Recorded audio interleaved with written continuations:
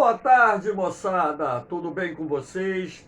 Aqui quem vos fala é o professor Eugênio Bastos, canal Geogênio, a serviço dos alunos que gostam de estudar e passar em concursos. Moçada, vamos fortalecer o canal, se inscrevam no canal, dê aquele like, compartilhe o vídeo e ajude o professor Eugênio Bastos a democratizar o ensino da geografia. Moçada, no nosso encontro de hoje, irei falar sobre o relatório da Organização Mundial de Meteorologia, publicado no dia 18 de maio de 2022. Essa aula está sendo gravada no dia 22 de maio de 2022. Um tema bastante atual que pode vir ser abordado tanto na prova da SpaceX, assim como em inúmeros concursos de vestibulares que serão realizados ao longo desse ano em nosso país. Espero que vocês gostem do nosso encontro. Havendo qualquer dúvida, faça sua pergunta lá na parte dos comentários, que eu terei o máximo prazer de respondê-la. Então, moçada, como eu ia dizendo, agora no dia 18 de maio, a Organização Mundial de Meteorologia publicou um relatório bastante alarmante, no qual a imprensa noticiou, tanto a escrita como também a televisada, com muito alarde, até mesmo porque os dados que estão contidos nesse relatório são de extrema preocupação, inclusive para a própria sobrevivência da humanidade no futuro. Então, moçada, um dos tópicos abordados nesse relatório foi a elevação da temperatura do nosso planeta. No ano de 2021, a temperatura da Terra ficou 1,1 grau mais alta do que a temperatura média do planeta no período pré-primeira Revolução Industrial. O ano de 2021 não foi o ano mais quente até então registrado pelas medições, mas aparece entre os anos mais quentes até então registrados. E de acordo com a OMM, a Organização Mundial de Meteorologia, a temperatura média do nosso planeta, registrada nos últimos 7 anos, foi a mais elevada até então verificada pelos cientistas. Então nós temos aqui, em linha preta, a temperatura observada. Vocês podem perceber que existe uma oscilação de um ano para o outro. A linha vermelha mostra a influência humana, que através do desmatamento e também através das emissões de gases do efeito estufa, tem contribuído para elevar a temperatura média da Terra. E aqui nós temos as causas naturais, o vulcanismo e a atividade solar, como também sendo responsáveis pela variação da temperatura média do planeta. Então, como vocês podem ver, essa variação de causa natural é muito pouco expressiva. Então, a linha azul, que representa esse indicador, sofreu pouca alteração nesse período verificado pelos cientistas. Então, o grande X da questão está exatamente na influência humana ou na ação antrópica que tem sido responsável pelas mudanças climáticas num ritmo mais acelerado que se encontram em curso no nosso planeta. Então, moçada, aqui nós temos uma parte do planisfério onde nós podemos perceber aqui embaixo a variação da temperatura do planeta. Então, observe uma coisa. Lá em cima no Ártico é onde o problema é maior, onde essa variação de temperatura pode atingir uma proporção maior nas próximas décadas. Mas, professor, por que no Ártico, se lá não existem cidades? Se a população que vive no Ártico, na região do Polo Norte, por exemplo, na região do Ártico, que concentra uma das geleiras do nosso planeta, praticamente não há presença humana. Quando a gente fala o Ártico, a gente está falando na região que envolve ali o Polo Norte. Claro que ali no entorno do Círculo Polar Ártico, um pouquinho acima, você tem, né, algumas cidades. Existem povoados, cidades ocupando essas áreas, mas a região do Ártico é uma região de baixíssima concentração demográfica, onde, na teoria, a ação antrópica não teria como influenciar nas suas condições climáticas. Mas o que se verifica é que, em função da maior parte das terras emersas estarem localizadas no hemisfério norte, então, América do Norte, Europa e Ásia, com centros industriais, com áreas de emissões de gases do efeito estufa muito grande, e tomando por base também a questão da circulação atmosférica, isso acaba exercendo uma influência maior no clima do Ártico, alterando mais os padrões de temperatura naquela região.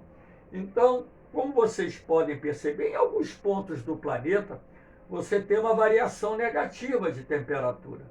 Mas, de uma forma geral, na maior parte da Terra, você observa aqui as variações positivas de temperatura, ou seja, então isso vem corroborar com a tese do aquecimento global, que a gente diz que não é uniforme, porque existem áreas do planeta que têm registrado temperaturas abaixo da média, mas que também há um predomínio das regiões do planeta onde a temperatura está em elevação, ou seja, a média de temperatura está subindo, e isso faz com que haja a base de sustentação da tese do aquecimento global, aquele que tem uma contribuição decisiva da ação humana dentro desse processo. Aquilo que eu disse, através não só do desmatamento, assim como através das emissões de gases do efeito estufa,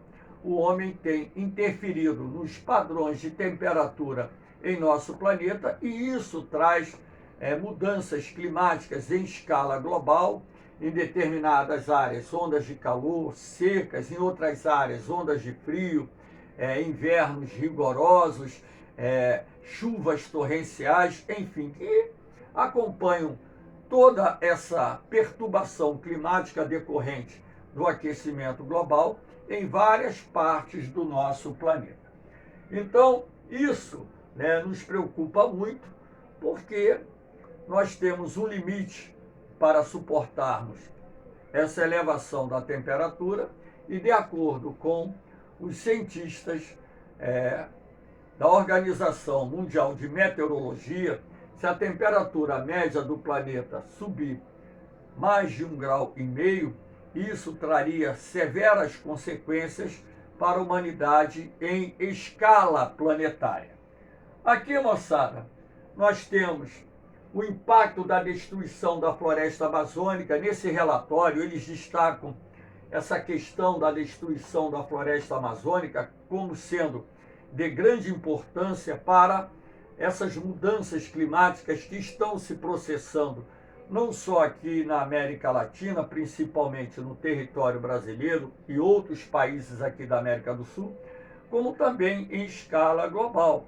Então, esses cientistas alegam que essas sazonalidades que estão ocorrendo nos últimos anos, com secas mais rigorosas, chuvas mais torrenciais, causando inundações, causando perdas na agropecuária, prejuízos de bilhões de reais ao agronegócio e também causando crises hídricas que comprometem não só o abastecimento das cidades, mas também a disponibilidade de água para irrigação. Então, os cientistas estão alertando que essa questão do desmatamento da floresta amazônica tem uma implicação climática não só em escala regional, mas também em escala global.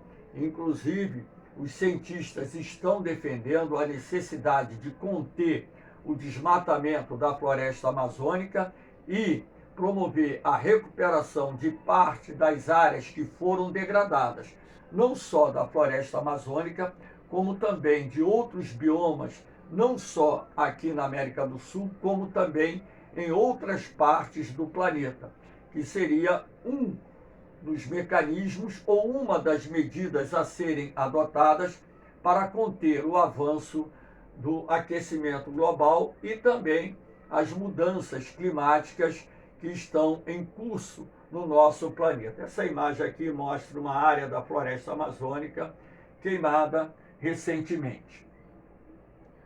Aqui nós temos a elevação do nível do mar. Um outro alerta que os cientistas fizeram a respeito disso, o nível do mar, ele subiu de 1993 para cá 4,5 centímetros, quer dizer, uma subida bastante expressiva.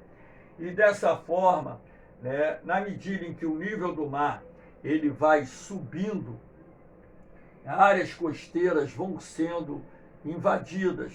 E os cientistas afirmam que no transcurso desse século, se nada for feito para conter a elevação da temperatura do ar atmosférico e também a elevação da temperatura do mar, porque são dois fatores que agem em conjunto nesse processo de elevação do nível do mar, o aumento da temperatura do ar, provocando a aceleração do processo de degelo dos glaciares, aqueles que se encontram em ilhas, nos continentes, nas montanhas, e também a elevação do nível do mar vai ocorrendo pelo aumento da temperatura da água, que acelera o derretimento das banquisas, que são aquelas calotas de gelo que recobrem a água oceânica, e na medida em que essas banquisas elas vão sendo derretidas, isso vai contribuir para a aceleração do deslocamento do gelo que se encontra em terra para dentro dos mares e oceanos, e dessa forma também acelerando o processo de derretimento do gelo e, sendo assim, causando o aumento do ritmo de elevação do nível do mar.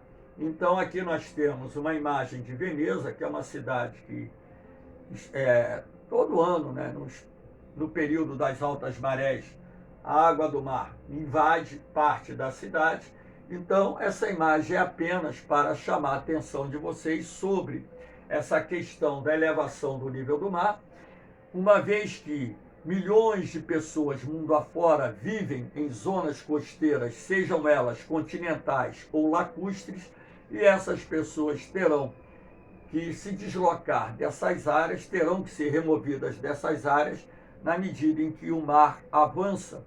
E esse avanço não é só causado, que fique bem claro, pela elevação do nível do mar, causado também pela aceleração da erosão costeira, que são dois fatores combinados que estão provocando o avanço do nível do mar em várias partes do mundo, inclusive aqui em mais de 60% da zona litorânea brasileira.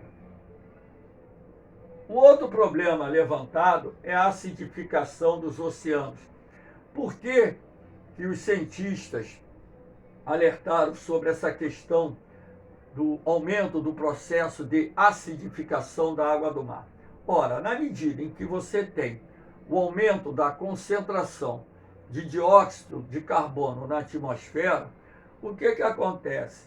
O contato do dióxido de carbono com a água do mar vai provocar o quê? A formação do ácido carbônico. Então, de acordo com os cientistas, os oceanos conseguem absorver algo em torno de 23% das emissões de CO2 existentes na atmosfera.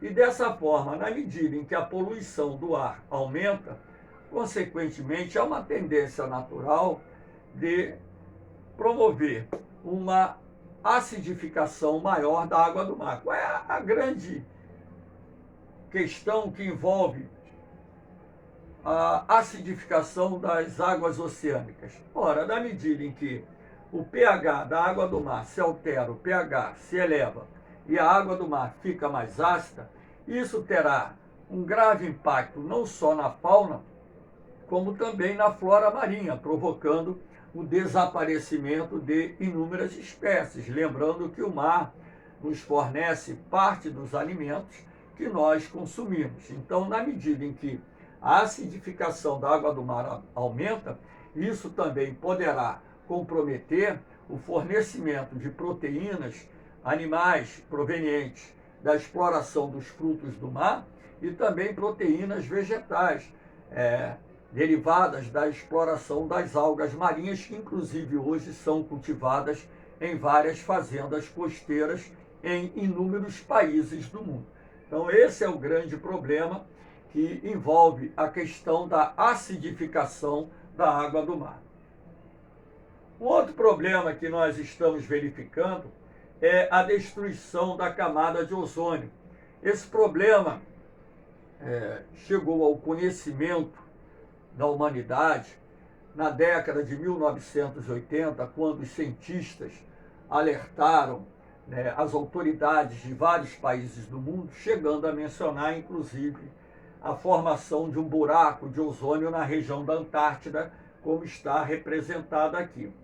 E na época, os cientistas, inclusive, indicaram que o principal elemento responsável pela destruição da camada de ozônio seria o CFC, o clorofluorcarbono, um gás utilizado em aparelhos de refrigeração, como ar-condicionado, geladeira, freezer, frigobar, também esse gás utilizado em sprays e por aí vai. Então, hoje nós sabemos que a destruição da camada de ozônio não se restringe única e exclusivamente à questão do CFC, até mesmo porque o CFC deixou de ser produzido, deixou de ser utilizado, mas o processo de destruição da camada de ozônio continua em curso no nosso planeta. E de acordo com o relatório da OMM, essa destruição da camada de ozônio atingiu uma área em 2021 de 24,8 milhões de quilômetros quadrados, sendo assim uma superfície mais ou menos equivalente à do continente africano. E na medida em que a camada de ozônio vai sendo destruída, isso gera uma preocupação muito grande, porque nós sabemos que a camada de ozônio filtra a radiação ultravioleta. E sendo assim, na medida em que essa camada vai sendo destruída, teremos um aumento da incidência da radiação ultravioleta sobre a superfície. Isso vai gerar impactos enormes na flora e na fauna, inclusive podendo, além de provocar mutações genéticas em plantas e animais, quebrar safras agrícolas, reduzindo assim a produtividade no campo e comprometendo a produção de alimentos que são vitais para o abastecimento da população mundial. E não é só isso, na medida em que a camada de ozônio vai sendo destruída, há uma tendência de aumento do número de casos de câncer de pele, que é uma doença que tem crescido muito nas últimas décadas em vários países do mundo, inclusive aqui no Brasil. Então, o alerta emitido pela Organização Mundial de Meteorologia é um alerta para chamar a atenção das autoridades, até mesmo porque a COP26, que foi realizada no ano passado, onde então governos de vários países do mundo, pelo menos, prometeram esforços para conter as emissões de CO2 na atmosfera, buscar o chamado carbono neutro, ou seja, zerar o aumento da concentração de CO2 na atmosfera como forma de evitar que a temperatura do planeta suba mais do que 1,5 grau até o final desse século. Então, apesar das promessas feitas por autoridades de vários países do mundo, os cientistas acham, tem uma corrente muito grande de cientistas que acham que as palavras, elas se perdem com o tempo.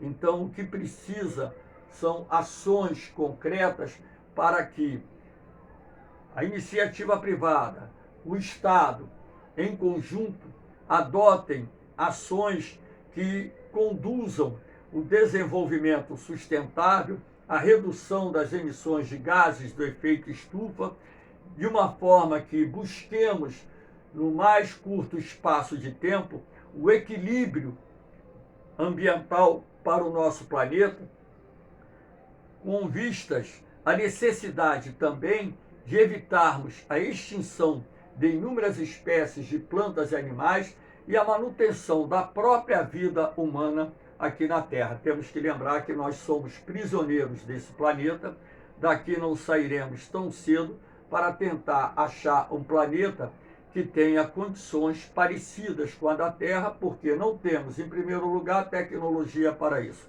Em segundo lugar, não temos recursos para buscarmos uma tecnologia muito sofisticada que está, nesse momento, fora do alcance do homem.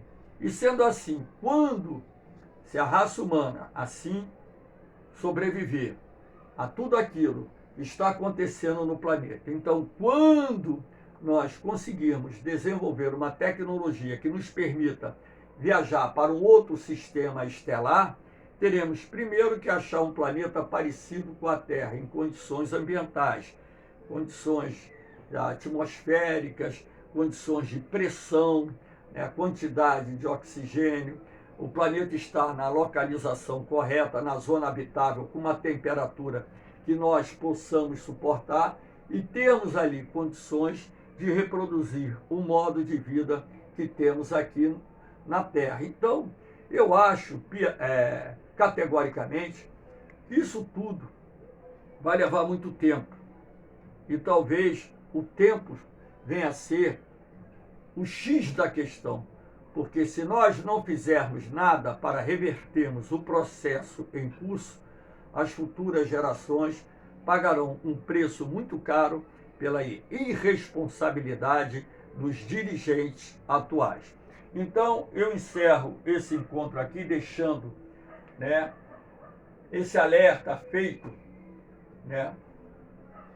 Estamos cada vez mais próximos de uma catástrofe climática, diz Antônio Guterres sobre o novo relatório da ONU.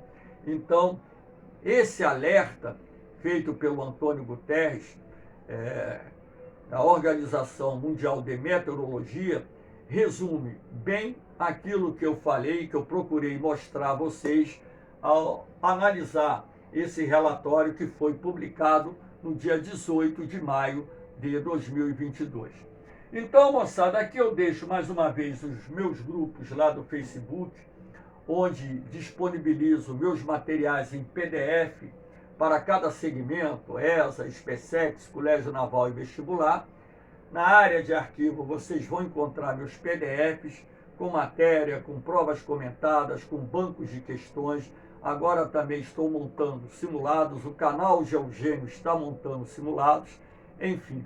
Tudo isso para ajudar você a ter uma melhor preparação, sem nenhum objetivo financeiro, até mesmo porque o canal Geogênio não é monetizado, não tem fins lucrativos. Ele foi criado dentro de uma ação voltada à democratização do ensino da geografia, tudo isso para ajudar você a buscar o seu sonho, a realizar o seu sonho, alcançar suas metas e objetivos de vida. Valeu, moçada! Um beijão no coração de vocês, um forte abraço, fiquem com Deus, eu vou, mas eu volto, hein? Fui!